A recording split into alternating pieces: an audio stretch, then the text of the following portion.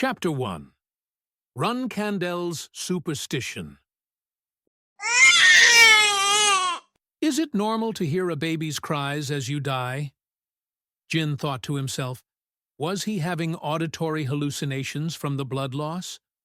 Or was the neighbor's child crying from the 9-star Knight's attack? If it were the latter, then it was unfortunate. The Akin kingdom would fall today, so there was no way a newborn could survive the destruction. I'd love to save it, but I'm in no condition to help others. My body was cut in half. I hope I'll be reborn in a blissful world instead of a miserable one. The wail was getting louder and louder. It wouldn't surprise him if the baby died of asphyxiation from crying at the top of its lungs. What a pathetic death! I couldn't even save a baby in front of me. His vision was filled with darkness. There was no sign of the baby stopping. As he endured the shame and listened helplessly, Jin wondered why he wasn't dead yet. Not only had he received countless fatal wounds, his body had been sliced in two at the waist.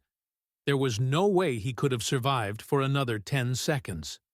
Nonetheless, the wailing never stopped. Wait, the sound is coming from my body. He couldn't understand what was happening. Jin was the one letting out those cries.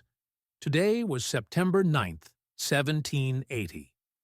The youngest son of the clan of Swordmasters, Jin Runcandel, was born.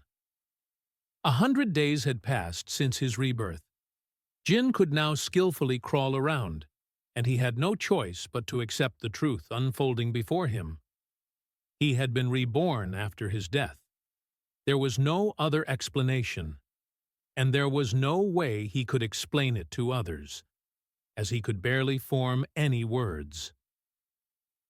And even if I tell people after I become 5 years old, no one would believe that I have 28 years' worth of memories in my head. They would just dismiss it as a child's joke or delusion. If he were to mention the detailed history or secrets of the family, then some people could potentially believe him. However, the chances of him being treated as a cursed child were extremely high. Therefore, Jin was once again destined to live as the youngest son of the dreadful Runcandel clan. The youngest child of the Runcandel clan. It was an incredible privilege.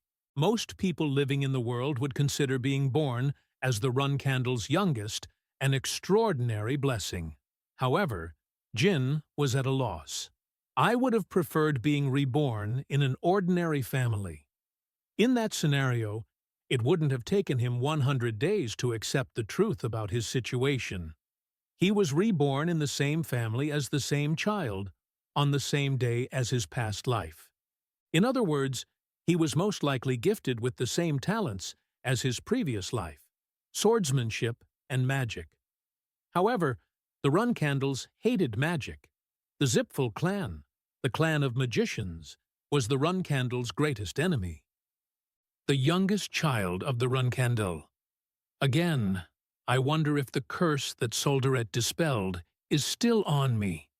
How should I run away from this family and learn magic this time? There was no way he could learn magic without leaving the Runcandel house. If the curse that Soldaret had dispelled was affecting him again, then he wouldn't be able to learn swordsmanship either. As he pondered deeply, Jin's eyes slowly began to shut. His body couldn't obey his mind and resist its natural needs, and so he fell into a deep sleep. 1 year has passed since his rebirth. Time was trickling slowly. One day at a time, Jin was sick of coming up with plans for the future.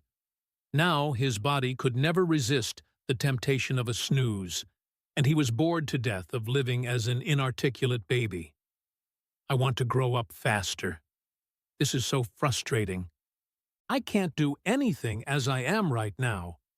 All he could do was drink milk from a bottle and fall asleep when the time came. And whenever he relieved himself in his diapers, Jilly, his nanny, would come replace them.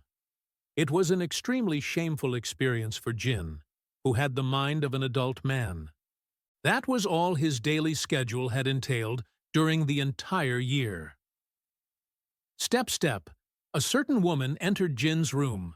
She was the mistress of the house, Rosa Runcandel. She had ebony hair and a sharp gaze decorating her straight, pointy nose. Despite her alluring charm, she appeared quite shrewd and overpowering, which earned her the nickname Black Panther from others. Are the preparations over, Jilly? Of course, ma'am.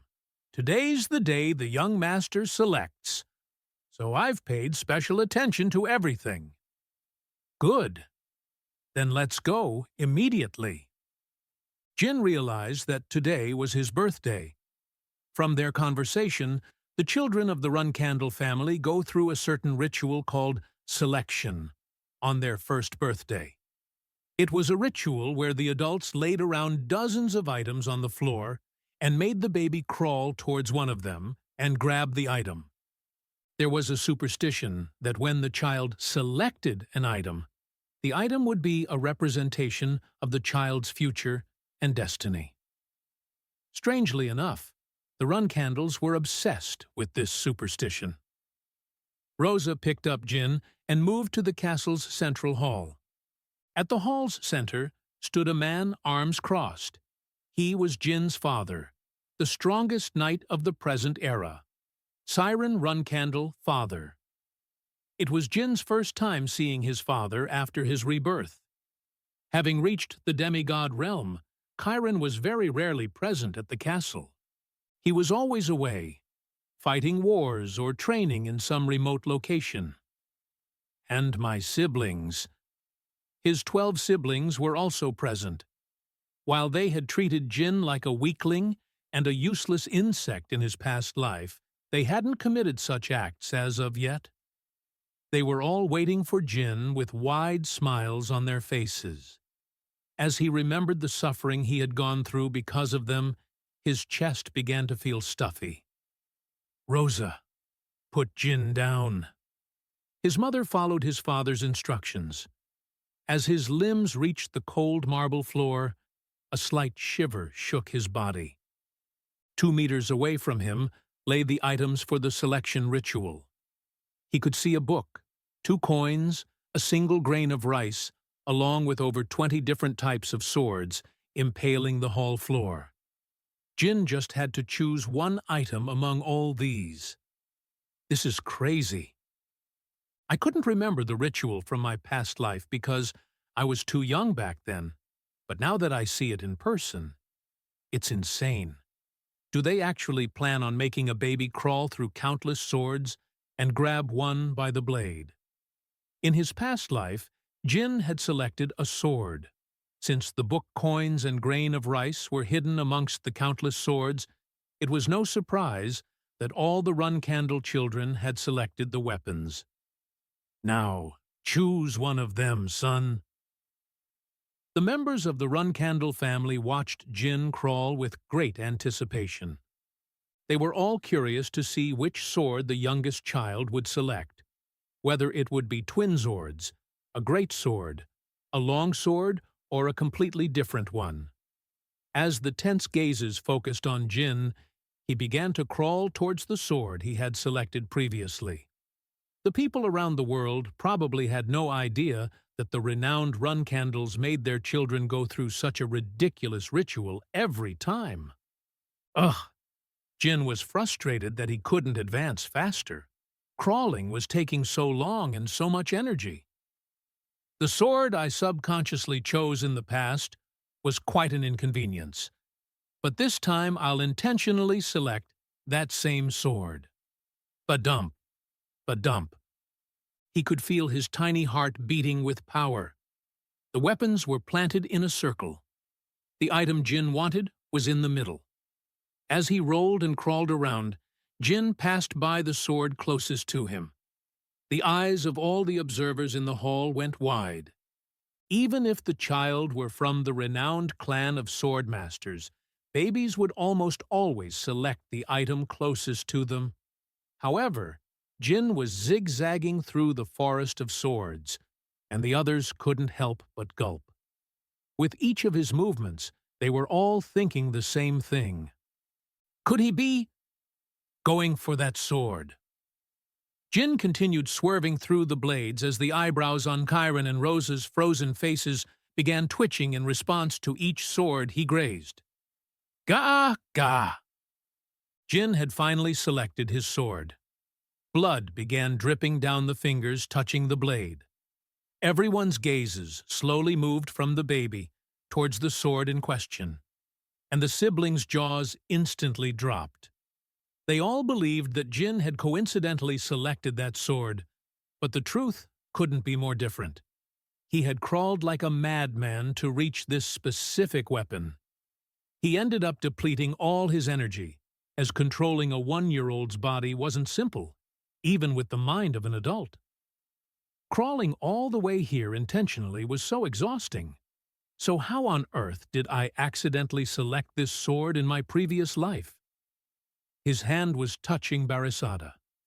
It was the sword's name, and was the clan's emblem for many generations. This sword could only be wielded by the Runcandel patriarchs.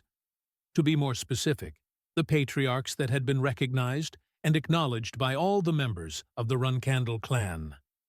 The number of times Barisada had been selected during the ritual in Runcandel history could be counted on one hand, and every single child that had selected Barisada grew up to become the patriarch of the Runcandel house.